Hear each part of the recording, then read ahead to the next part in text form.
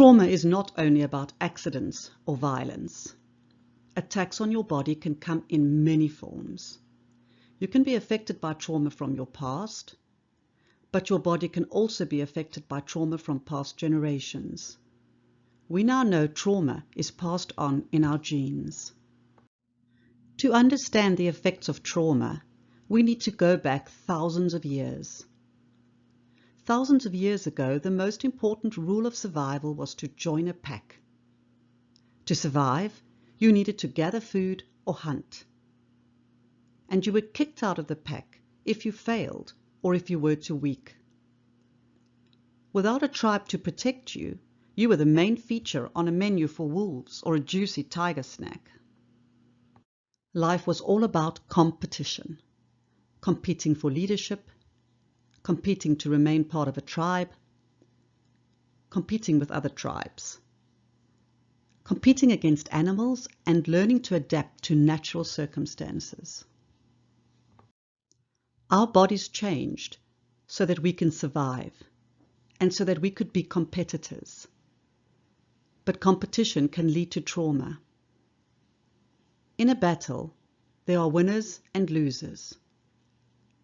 And losing can result in loss of freedom, loss of self-esteem, loss of life, loss of dignity. Even winning can lead to trauma. The actions we take to win can cause us trauma, shame, and guilt.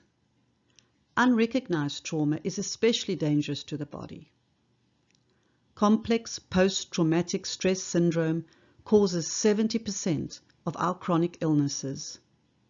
And trauma is responsible for many of the problems we have today in society. Complex PTSD affects individuals, family members, communities, and countries.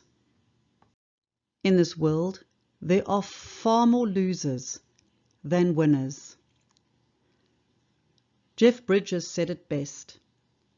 35 million people in the US are hungry or don't know where their next meal is coming from.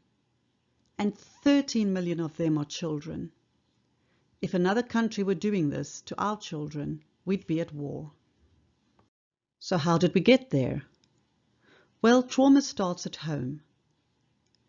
Trauma is carried through from one generation to the next.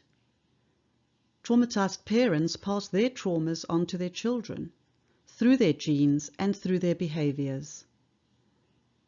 Traumatized parents aren't usually aware of the damage they do to their children. Even love can hurt. Trauma can be measured, both childhood trauma and adult trauma. Childhood trauma is measured as Adverse Child Event Score. I know something about trauma. My grandmother committed suicide after my father was born. My grandfather lived in the time of World War II and a great drought in South Africa. My father's score was 10 out of 10, and my Adverse Child Event Score is 6 out of 10. But I was very lucky. I was lucky to have parents who gave me a great education, and I'd like to help others who have experienced trauma. Why even talk about trauma? Well, childhood and adult traumas lead to about 70% of chronic diseases. We now know that high adverse child event scores lead to addictions, ADD and ADHD, alcoholism, anxiety, autoimmune disorders, cancer, chronic pain and fibromyalgia, dementia, depression, diabetes, heart and kidney disease, strokes, learning disabilities, and so on.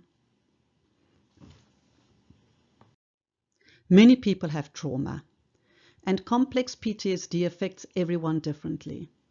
I suffer with anxiety, depression, ADHD, anger problems, chronic sinus inflammation, and other things.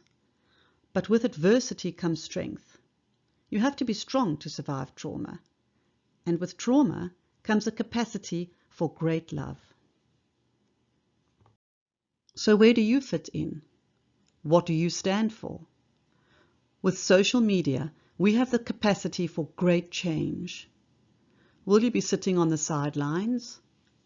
Or will you be one of those people making a difference? Change starts with you. Before you can help anyone else, you need to help yourself first.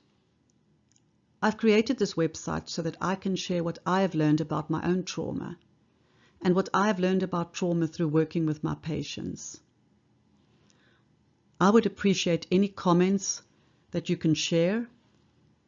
I hope to learn from people from all walks of life so that this website will represent a large number of people.